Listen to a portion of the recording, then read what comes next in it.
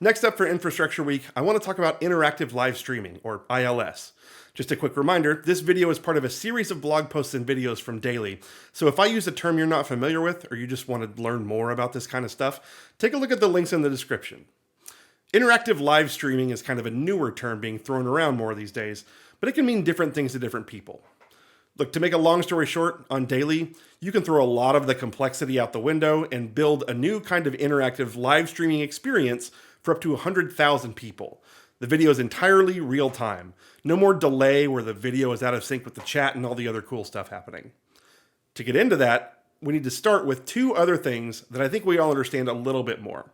So first is the video call. This is FaceTime. This is Google Meet. This is the grid of videos that everybody just kind of calls Zoom nowadays. Video calls are a few or several people talking in real time to each other. For Daily, that means under 200 milliseconds of latency between when I say something and you hear it. Now, pretty much all of the current video call providers use WebRTC as the underlying technology for this. We'll come back to why that matters in just a little bit. The other thing most of us already get is live streaming. To be clear, we're talking about the traditional use of just live streaming here. This is Twitch. This is Instagram Live. This is one host talking to a very large audience and probably chat in the sidebar. And if you've watched as much Twitch as I have, first of all, you'll know that sometimes the audience is not very large. But you also know it isn't nearly as real time as a video call is. You've seen a streamer do something awesome or hilarious, and then to you, the chat blows up immediately. But it takes the streamer several seconds or more to react to the chat blowing up. That's because the stream the audience is seeing is several seconds behind what's actually happening in the room with the host. The video lags behind the chat. This kind of live streaming is powered by HLS, which is HTTP live streaming. It's fundamentally one way, that's the host and audience part, and it trades latency for scalability. HLS is kind of like making each little chunk of a video into a web page, so you can use things like CDNs to scale out horizontally. You can get video to hundreds of thousands of people this way, eventually and non-deterministically, but sometimes you're looking at 30 seconds or more between when a frame of video happens and when the last of the audience members sees it. So traditionally, as much as anything this new can be traditional, interactive live streaming has been the combination of these two technologies. Like Instagram Live, for example. If you go live on your phone, you're using HLS through one of Instagram's servers to send video to your audience. If you invite someone to join in on your Instagram Live, your phone literally makes a WebRTC connection to that other person, and your phone shoves their video into the HLS pipeline. You're able to banter with your new co-host in real time, but the audience still lags several seconds behind because the audience isn't in the WebRTC call. They're still watching the HLS stream. So any interaction with the audience is delayed by several seconds or more because of this line right here. The video is not being delivered in real time. For example, you also can't bring other participants up to the stage to chat with the host. This line exists. This is how ILS has been thought of traditionally, because WebRTC historically has been expensive and kind of hard to scale. You can use it over here to connect a few people in real time, but your audience has always been second-class citizens over here behind this wall of lag and reduced interactivity. At Daily, we've put a ton of effort into building a platform and infrastructure that can basically make this line go away at a reasonable price. On Daily, you can build an interactive live streaming experience for up to 100,000 people and keep them all on the real-time side of the line. This can make pretty much all of the existing interactive live streaming use cases better and enable some new ones that weren't really even possible before.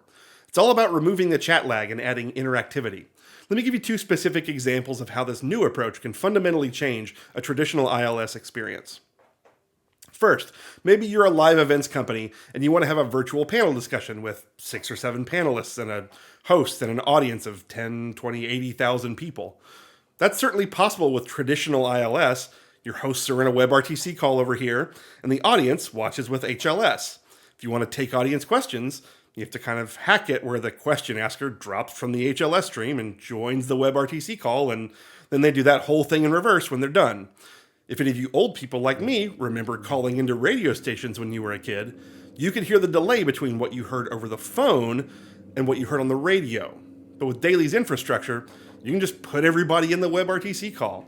You could allow anyone in the audience, with some screening of course, to come to the stage, turn on their camera and mic, and ask a question to the panel without any of those complex workarounds. You could even be grabbing crowd audio from a selection of the audience members and feeding that back to the panel members so they know when to pause for laughs or applause. Second, maybe you're building the next Peloton without all that pesky hardware overhead. The existing Peloton app has basic traditional ILS right now. You're getting the instructor video via HLS, and if you want, you can also do a little video chat with one other person in a little window. But what if your app had 500 people in a class, and each person in class, with permission of course, could see the video of the person that's just in front of them on the leaderboard as a motivator? Or you could have a full body workout class with a head instructor and an assistant instructor showing modified versions of the same exercises for beginners. Then each participant in the class could choose to see one instructor or the other in a larger view, or choose to show them side by side. Or if they're on their iPad in portrait mode because they have one of those weird, you remember these weird original iPad keyboard things? These things were wild. You could show the instructor videos top and bottom instead of side by side because everybody's just in the WebRTC call. Everybody has access to the separate video tracks from each instructor, so each class member can have a different layout or arrangement that works for them. When you start to really understand the implications of being able to have everybody just in the WebRTC call, you start to see the possibilities. Even if it doesn't mean the audience are turning their cameras and mics on, it can be a game changer to know that everybody's seeing everything at the same time. Imagine doing like a live auction, for example. Live commerce is kind of a non-starter in traditional ILS if some portions of the audience are seeing things several seconds before or after other people. But with Daily's approach to ILS, you could actually have a proper bidding war. Long story short, we think real-time is the future of interactive video on the web. We're putting our money where our mouth is too on this, because our pricing at scale makes this equivalent, or in some cases even cheaper than the traditional hybrid approach. That said, there's one important thing that the WebRTC only approach doesn't cover, and that's recording, or video on demand. And as it turns out, we actually have a pretty incredible tool for that part of the pipeline as well. Take a look at our video on VCS, or the Video Component System, for more info on that.